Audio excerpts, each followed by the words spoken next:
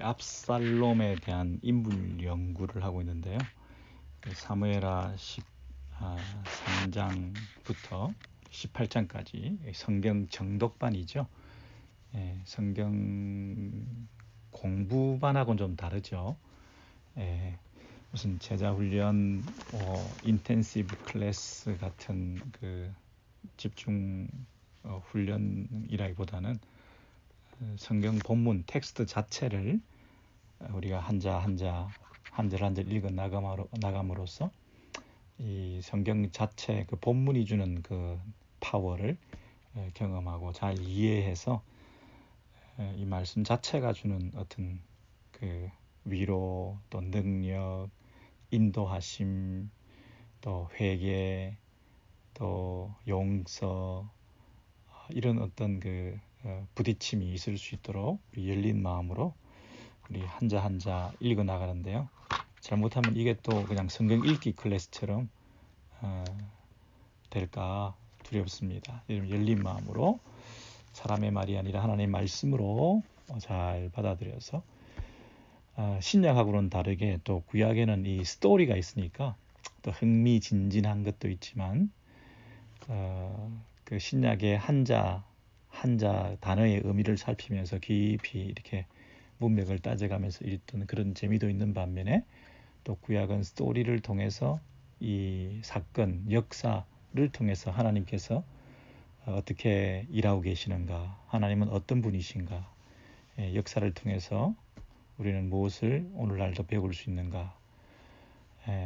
이 압살롬은 그렇게 긍정적인 인물은 아닌데 다윗에 대해서는 우리가 공부를 많이 했지만 이 다윗과 함께 쌍을 이루면서 압살롬이 어떻게 이 그 성경을 기록해 나가면서 우리에게 아름다운 그 연주를 하는 셈이죠.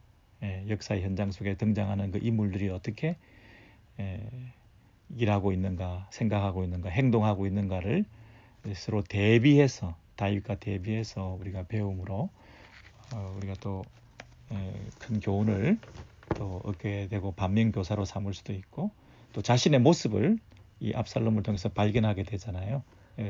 섬찟 놀라는 것이 압살롬 속에 내 속에 있다는 것을 우리가 알면서 우리 15장 1절부터 읽어 나가겠습니다. 여러분 준비되셨죠? 486면 사무엘하 15장 1절입니다. 그 후에 개역 한글에는 이후에 돼 있죠. 큰 차이가 없고요. 그 후에 그랬으니까 그 14장을 잠깐 살펴봐야 되겠죠. 여러분 기억나시나요? 지난주 공부하신 분들, 공부 안 하시는 분들도 제가 잠깐 설명해 드릴게요. 14장 33절 그 위에 바로 보시면 요압이 왕께 나아가서 그에게 아뢰매 왕이 압살롬을 부르니 그가 왕께 나아가 그 앞에서 얼굴을 땅에 대어 그에게 절하매 왕이 압살롬과 입을 맞추니라. 여기서 왕은 다윗 왕이죠. 다윗 왕이 아들 압살롬하고 서로 입을 맞춘다 그랬어요. 그것은 왜 그랬습니까?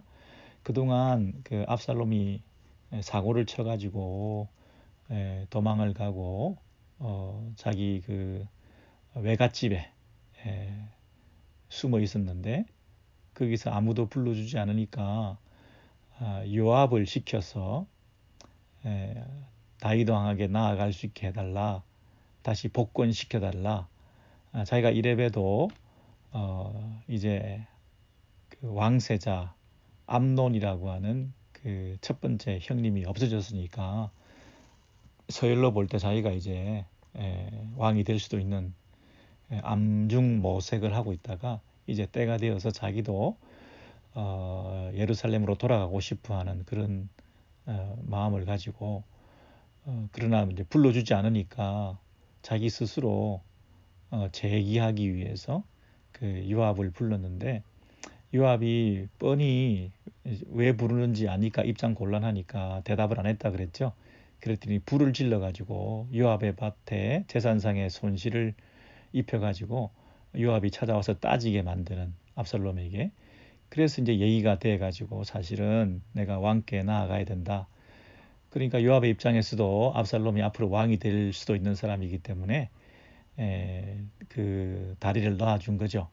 그게 33절입니다. 요압이 왕께 나아가서 그에게 아뢰매 왕이 압살롬을 부르니 다윗 왕의 입장에서도 지금 이 압살롬이 그리웠던 거죠. 사실은 피부치고 아들이고 왕권을 물려줘야 될지도 모르는 사람이니까. 그러나 이제 그 공의로운 왕으로서 섣불리 이 살인자를 용서할 수 없는 그런 차제에 요압이 다리를 놓는 바람에 기다렸다는 듯이 그 압살롬을 불러들였습니다. 그래서 서로 어떻게 됐어요? 압살롬이 엎드려서 얼굴을 땅에 대고 절하고 그랬을 때 왕이 그를 품어주고 입을 맞추고 돌아온 당자처럼 드리게 된 거죠. 자, 그런데요, 그 일이 있고 난 다음에 그 15장 1절 그 후에 압살롬이 자기를 위하여 병거와 말들을 준비하고, 여러분 그 14장과 15장이 너무 글의 흐름이 맞지 않죠. 그렇게 용서를 해주고 다윗이 맞아 들여줬으면 이제 그 압살롬은 다윗 왕을 위해서 더 충성하고 아버지를 잘 모시고 그 관계를, 아버지와의 관계를 복원하고 그동안 소원했던 관계가 용서를 받았으니까 이제 그 왕자로서 수업을 한다 그럴까, 그 다윗 왕과의 관계를 더 회복시켜 나가는 일에 그 우선순위를 둬야 될 텐데, 압살롬은 누구를 위하여? 밑줄 쳐보시죠. 자기를 위하여 그랬죠. 압살롬이 아직은 왕은 자기 아버지잖아요. 다윗 왕이잖아요. 그러면 그 왕을 위하여, 아버지를 위하여 이렇게 해야 되는데, 왕이 아버지가 다스리는 나라를 위하여 이래야 되는데, 압살롬이 자기를 위하여, 자기 나라를 세우기 위해서, 자기 왕권을 강화하기 위해서, 자기 세력을 키우기 위해서, 자기 명성과 인기를 얻기 위해서, 자기의 그 성공을 위해서, 자기밖에 없는 인간이 누구라고요? 압살롬이라 그랬죠. 여러분 이 14장 33절과 14장 33절과 15장 1절 사이에 그 후에 너무나 이 정반대의 그 행동을 하고 있는 이 압살롬의 모습이 누구라고요? 잘못하면 저와 여러분의 모습일 수가 있죠. 용서를 받았는데 그 후에 바로 배신을 한다든지, 좋은 관계 속에서 헤어졌는데 그 후에 바로 그 사람을 험담을 한다든지 그럴 수 있잖아요. 그죠? 그 후에 앞에와 뒤에가 너무나 이렇게 설명이 안 되는 이런 삶을 우리가 종종 살 때가 있잖아요. 압살롬이 다른 사람이 아니라 저와 여러분일 수 있다. 도저히 정말 이해가 안 되는 행동을, 인간적으로 해서는 안 될 일을 우리가 할 때가 있잖아요. 그렇죠? 뭐 기도원에 갔다가 은혜 실컷 받고 울고 내려왔는데, 내려오면서 금방 또 죄를 짓는다든지, 그렇죠? 회개를 많이 하고 또 은혜를 많이 받으면 오히려 죄는 더, 유혹은 더, 시험은 더 큰 것이 찾아온다고 그러잖아요. 그런 일들이 종종 있는 것 같아요. 그 새벽기도 갔다 오는 길에 은혜 받고 동네에서 수박서리를 해서 수박을 먹는다든지, 예배드리고 나가면서 무단 횡단하고 교통 위반한다든지, 서로 포옹하고 울고 화해하고 사랑하자 해놓고는 또 금방 돌아서서 등에 비수를 꽂고 욕을 하고 한다든지, 뭐 그런 일이 많잖아요. 함께 동력하고 함께 목회하고 함께 형제 사랑을 나누고 그러다가 갑자기 돌아서서 정말 의리도 없이 헤어지고 욕하고 원수가 되고 이런 일들이 너무 많잖아요. 이제 목회를 하다 보니까 좀 그런 일들이 너무 속상하고 섭섭한 일들이 많은데요. 지금 압살롬이 다윗 왕한테 앞에서는 절하고 서로 입 맞추고 그래 놓고는 돌아서서 이 다윗을 제거하고 자기가 왕이 되기 위해서 준비하고 있는. 왜 그렇다고요? 자기밖에 없으니까. 밑줄을 치세요. 자기를 위하여. 이게 자기가 중요하면 뭐 부모도 없고 나라도 없고 하나님도 없는 거잖아요. 그래서 자기가 하나님 되어서 살면 안 된다는 얘기죠. 의리도 지키고 상식도 통하고 진실되게 손해를 보더라도 이타적인 삶을 살고 하나님을 위하여, 하나님 영광을 위하여, 교회를 위하여, 하나님 나라를 위하여, 복음을 위하여 좀 이렇게 돼야 되는데 사람들이 뭐 겉으로는 그런 척 하면서 다 자기를 위하여 사는 거죠. 교회도 자기를 위하여 다니고 성경 공부도 자기를 위해서 하고 교회 봉사도 자기를 위해서 하고 뭐든지 이 압살롬의 모습이 우리에게도 있는 것을 고백하면서 우리 이런 부분에서 회개하시면 좋겠어요. 15장 1절에 그 후에 밑줄 치시고 압살롬이 자기를 위하여 밑줄 치시고 그 압살롬 대신에 누구 이름을 넣어요? 제 이름을 넣고 자기 이름을 넣고 한번 해보시죠. 병거와 말들을 준비하고 호위병 50명을 그 앞에 세우니라. 야, 이거는 정말 자기가 너무 오버하는 거죠. 그죠? 너무 과한 숫자죠. 마치 뭐 왕의 행렬처럼 이렇게 자기를 준비하고 앞세우고 있는 그 과대망상증 같은 그런 압살롬의 정신 상태를 좀 짐작해 볼 수 있는데요. 물론 뭐 자기가 죄를 많이 짓고 살인을 하고 했으니까 더 불안할 수도 있겠죠. 더 많이 자기를 지켜줄 사람들을 세울 수 있었겠죠. 자, 15장 2절에 보시면 압살롬이 일찍이 일어나 성문길 곁에 서서 어떤 사람이든지 송사가 있어 왕에게 재판을 청하러 올 때에 그랬습니다. 여러분 여기도 보면 압살롬이 일찍 일어났다 하는 대목이 있어요. 그럼 일찍 일어났다는 것은 좋은 일인데 눈이 떠지고 게으름 피우지 않고 일어날 수 있는 동기가 참 자기를 위하여 그랬다고 하는 것이 좀 서글프죠. 우리가 자기에게 도움이 되고 이익이 되는 일이라면 아침부터 일찍 일어나서 할 수가 있는데 이게 뭐 하나님 나라를 위한 일이든지 뭐 다른 사람을 도와주기 위해서라든지 뭐 교회를 섬기기 위해서라든지 이런 일들은 그 동기부여가 잘 안 될 때가 있잖아요. 정말 일찍 일어나 이 대목에 한번 밑줄 쳐보시죠. 압살롬이 일찍 일어나 성문길 곁에 서서 성문길 곁에 선다는 말은 뭐냐면 성문으로 가는 길 곁에 선다는 얘기예요. 마치 여러분 그 국회의원 선거를 앞두고 길목을 지키면서 사람들의 그 출입이 많은 곳에 요충지에 서서 전단지를 나눠주고 악수를 하고 눈을 맞추고 하는 것처럼 이 사람이 아침부터 일찍 일어나서 그 사람들이 많이 다니는 그 길에 서서 사람들을 더 많이 만나기 위해서 한 사람이라도 더 만나기 위해서 거기 서 있다는 거예요. 완전히 이거 뭐 선거운동 하는 거죠. 어떤 사람이든지 그렇죠. 어떤 사람이든지가 뭐예요? 누구나 이 사람은 지금 사람을 가려서 보지 않고요.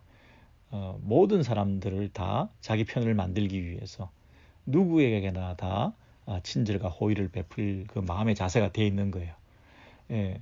정치인이 그 표를 준다면 어디든지 달려갈 수가 있고 한 사람이 한 표를 주는데 그 사람이 표로 보이지 그 사람의 어떤 배경이나 뭐 환경이 보이겠습니까?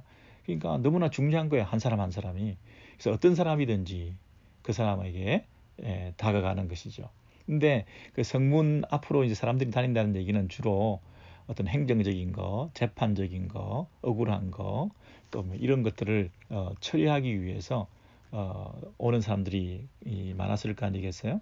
송사가 있어 왕에게 재판을 청하러 올 때에 그 사람을 불러 이르되 너는 어느 성읍 사람이냐 하니 그 사람의 대답이 저는 종은 이스라엘 아무 지파에 속하였나이다 이렇게 대답을 한다는 거예요. 여러분, 어느 지파에 속했느냐, 어느 성읍 사람이냐, 이걸 물어본 이유가 뭘까요? 그냥 그 인사만 하고 또 그 억울한 일이 뭐냐, 어떤 송사를 가지고 왔냐, 객관성을 가지고 선입견을 가지지 않기 위해서 그냥 그 일 자체에 대해서 그 케이스 자체를 물어보면 될 텐데, 이 압살롬의 관심은 뭐냐면 이 사람이 어느 사람이냐, 그게 관심이 있어요. 왜냐하면 이제 자기가 앞으로 이스라엘 온 지파를 다 손에 잡아야 될 거 아니겠어요.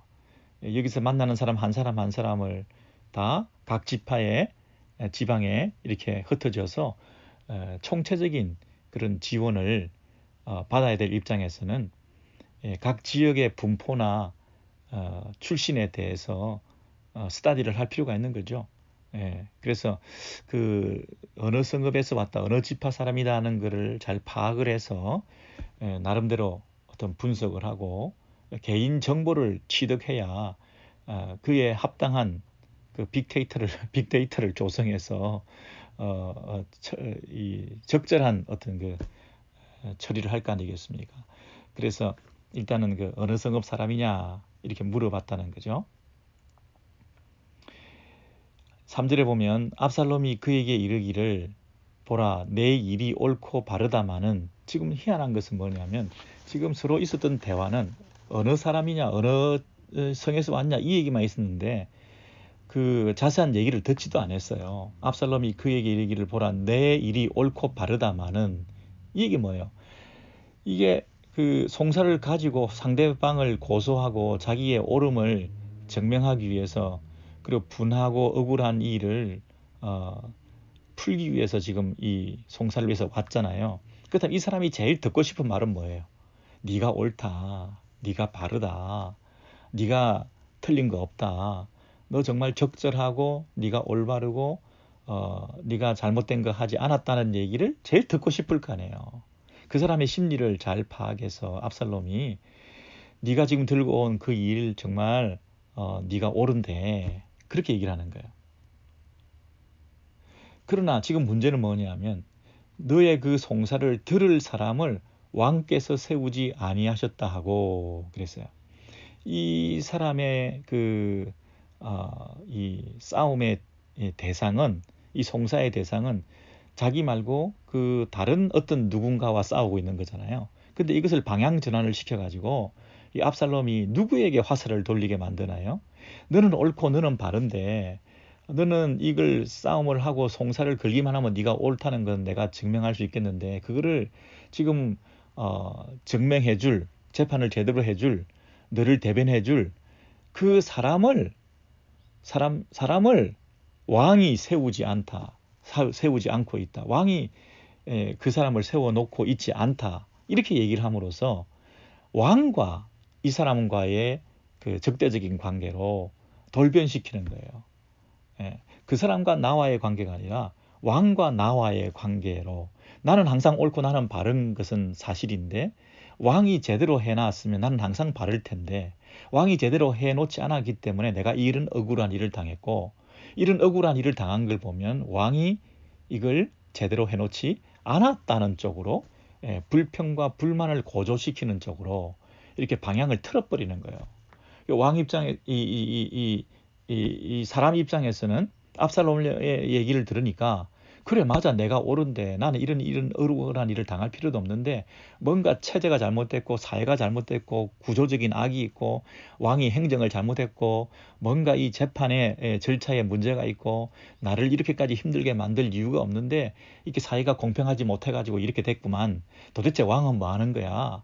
이런 쪽으로 화살이 돌아가는 거예요. 압살롬이 아주 그 뭐라 그럴까요? 이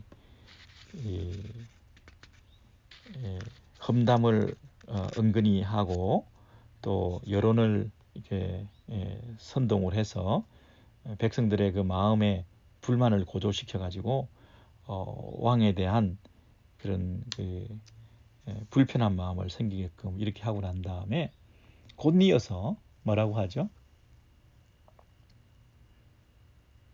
압살롬이 4절입니다. 또 압살롬이 이르기를 내가 압살롬 자기가 이 땅에서 재판관이 되고 누구든지 송사나 재판할 일이 있어 내게로 오는 자에게 내가 정의 베풀기를 원하노라. 이렇게 말했다는 거예요. 여러분 여기 4절을 보면 이제 자기가 공약을 내세우는 거죠. 압살롬이 이 땅에서 내가 재판관이 된다면, 내가 왕이 된다면, 내가 리더십을 가질 수 있다면, 내가 이 세상을, 이 나라를 통치하고 다스리는 기회가 나에게 주어진다고 한다면 누구든지 밑줄 치세요. 누구든지 송사나 재판할 일이 있어 내게로 오는 자에게 내가 정의를 베풀겠다. 이 나라를 정의로운 나라로 만들겠다. 누구든지 모든 사람의 눈에서 눈물 나는 일이 없게 만들겠다. 억울한 일이 한 사람도 생기지 않도록 공평과 정의가 흐르고 뭐 과정도 또 결과도 다 공의롭고 정의롭게 되는 이런 세상을 내가 만들 자신이 있다. 이거 정말 누구나 할 수 있는 일은 아니지만 내가 이걸 만약에 할 수 있는 기회가 되면 이 세상을 지금보다 더 잘 살 수 있도록 만들 텐데 도대체 지금 왕은 뭘 하고 있는지 모르겠다. 지금 왕이 좀 바쁘신가 보지? 아무래도 지금 왕이 좀 나이가 많이 드셔서 이런 데에 관심이 없으신가 보지? 지금 왕은 도대체 뭘 하는 거야? 하는 이런 여론을 선동해서 불만을 고조시켜서 반면에 자기를 돋보이게 또한 만들어가지고 사람들의 마음을 뺏고 있다. 이렇게 돼 있죠. 그런데요, 5절에 보시면 이런 얘기를 들으니까 그 사람이 가까이 와서 그 압살롬에게 절을 하려고 하는 거예요. 야, 정말 그 압살롬이 왕자인데다가 이런 어떤 그 젊음을 바탕으로 아주 좋은 비전을 제시하고 자기의 그 억울한 또 이 송사를 가지고 온 사람의 그 마음의 답답함을 풀어주는 시원케 하는 이런 말들을 척척척 해주니까 일단 이 사람한테 잘 보이고 절하고 싶고 호감을 가지고 그럴 거 아니겠어요? 그런데 압살롬이 거기다가 어떻게 하냐면 5절에 손을 펴서 그 사람을 붙들고 이러지 마시라는 거예요. 나에게 절하지 말라는 거예요. 그러면서 그에게 입을 맞추니 그랬어요.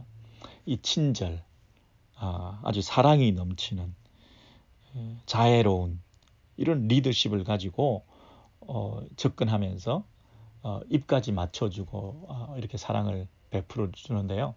여러분 압살롬이 어떻게 생긴 사람이죠? 너무 잘생긴 사람이잖아요. 너무 덩치도 좋고 너무 멋진 사람이잖아요. 요즘식으로 얘기하면 뭐 신성일, 요즘식이 아니네. 뭐 배용준 영화 배우를 뺨치고 이스라엘에서 가장 탁월한 흠잡을 데 없는 머리끝에서 발끝까지 정말 현빈처럼 잘생기고 남자답고 또 아주 친절하고 사랑이 많고 이렇게 나이스한 사람이 거기다 겸손하기까지 한 거예요. 겸손하기까지. 이런 비전 있는 젊은이가 어디 있어요? 여러분 6절입니다. 이스라엘 무리 중에 왕께 재판을 청하러 오는 자들마다 이 왕께 재판을 청하러 온다는 얘기는 지금 억울하고 분한 일들이 있어서 왕이 이 문제를 풀어줘야 된다고 하는 사람들이잖아요. 근데 압살롬이 선수를 쳐서 먼저 이 사람들을 만나가지고 아침 일찍부터 일어나서 이렇게 마음을 다 뺏어놓고 자기가 이렇게 잘할 수 있다고 하는 것을 공약을 이렇게 남발하게 되니까 이스라엘 사람들의 마음이 다 압살롬에게로 간 거예요.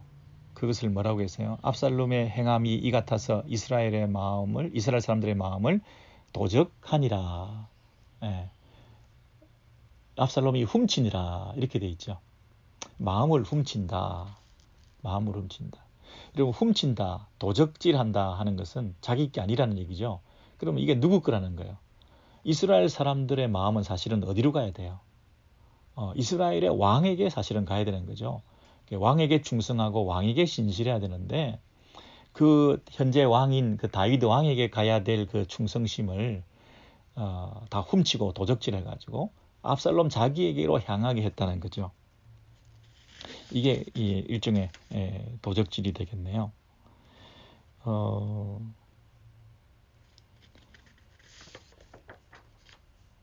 그 도적질을 하는데 이게 잠시 뭐 몇 사람에게만 그렇게 한 게 아니고요. 실제로 보니까 4년 만에 그랬어요. 4년 만에. 예. 그 4년 동안 압살롬이 한 일은 뭐죠? 아침 일찍 4년마다 4년 만에 한 말은 4년 동안 한결같이 아침 일찍 일어나서 성문 앞에 서서 각 나라 각 지파별로 올라오는 사람들을 두루두루 만나면서 그들을 손을 잡아주고 마음을 헤아려주고 모든 사람에게 이 정의로운 나라를 약속하고 다시는 당신의 눈에서 눈물 나는 일이 없게 해주겠다. 이렇게 공약을 진짜 빌공짜 공약을 남발하면서 정치인들이야 여러분 뭐 사실 공약 남발하는 게 자기 목적 달성하고 당선되기 위해서 자기가 정권을 쟁취하기 위해서 무슨 소리를 못 하겠어요. 정치인들이야 원래 그 공약을 남발하는 사람들이잖아요. 근데 이 잘못은 뭐죠? 속은 사람이 잘못이죠. 그 말을 솔깃하게 듣고 믿고 저 사람이 이 대통령이 되고 저 사람이 국회의원이 되고 저 사람이 왕이 되면 세상은 달라질 거야. 나는 잘 살 거야. 이렇게 생각하고 바보처럼 속고 또 속는 게 잘못이죠. 나 같으면 절대로 이렇게 안 할 텐데 지금 왕은 뭔가 잘못하고 있네 하는 그런 말에 다 속아서 뭐 이렇게 바꿔보면 좋을 것 같아, 살 것 같아 이러면서 이 압살롬에게 다 마음이 뺏겼던 그가 잘못이죠. 그 백성들의 우매함 이게 문제죠. 사실은 왕은 누가 세우는 겁니까? 리더십은 모든 권위는 누구로부터 오는 겁니까? 하나님으로부터 오는 거잖아요. 특별히 이스라엘의 왕은 누가 세우는 거죠? 하나님이 세우시는 거잖아요. 하나님께서 세우실 텐데 이스라엘 백성들이 압살롬의 이 모략에 빠져서 그 압살롬에게 마음을 다 뺏겼다는 얘기는 압살롬도 하나님이 없는 사람이고 이스라엘 백성들도 하나님의 때를 기다리지 못하는 사람일 수 있다는 거죠. 그런 면에서 이 속인 사람이나 속은 사람이나 다 똑같다는 거예요. 나라가 엉망이 됐다. 뽑은 사람들이 잘못이라는 거죠. 그런 면에서 너무 정치인들에 대한 기대를 많이 하면 안 된다는 것입니다.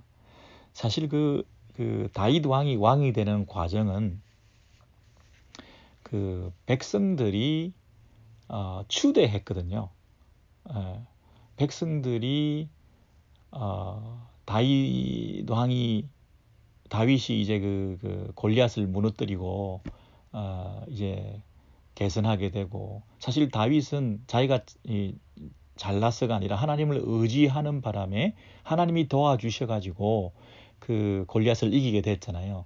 그러다 보니 자연스럽게 하나님께서 다윗을 세워주신 거죠. 이스라엘 사회 가운데서 공동체 안에서 세워주시고 사람들이 다 다윗에 대해서 선대하는 그런 마음을 가지게 되어서 사람들이 그 자연스럽게 그 리더십을 따르고 다윗의 그 왕됨에 대해서 순종하게 되고 이렇게 순적하게 되어가고 다윗은 한 번도 자기가 왕 되려고 애를 쓴다든지 모략을 꾸민다든지 자기 왕권을 강화시키기 위해서 살인을 저지른다든지 뭐 이게 호위병을 모은다든지 뭐 이러면서 자기가 왕이 되려고 애를 쓴 적은 사실은 없잖아요.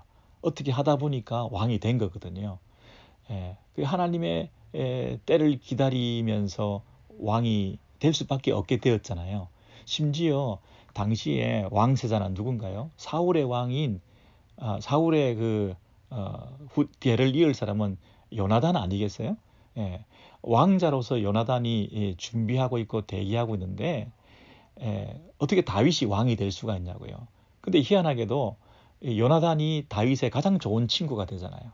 요나단이 양보하고 요나단이 다윗의 동력자가 되고 하면서 참 세상에는 없는 그런 친구 관계를 통하여 다윗이 왕 되는 데에 걸림돌이 되기는커녕 오히려 도와주는 그런 역할을 끝까지 잘 감당한 게 요나단이잖아요. 그 왕자가 자기가 왕이 되지 않고 다윗이 왕 되는 것을 돕게 되는 이런 과정이 뭐예요? 하나님이 하시는 과정이죠.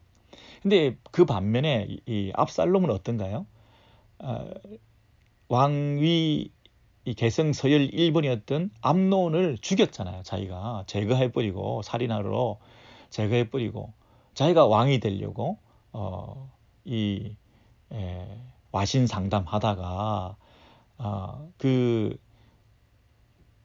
외갓집에서 이 소식이 없으니까 요압을 보내가지고 요압이 대꾸가 없으니까 요압의 집에 불을 질러가지고 오게 만들고 이게 다 뭐예요? 이게 술수고 모략이고 저급증이고 자기 힘으로 자기 목적을 달성하고 자기 목표를 성취하기 위해서 온갖 수단을 다 발휘해가지고 그래가지고 이제 다윗과도 이런 겉으로만 용서하고 화해하는 것처럼 아버지를 이렇게 모시는 것처럼 했지만 사실은 뭐예요?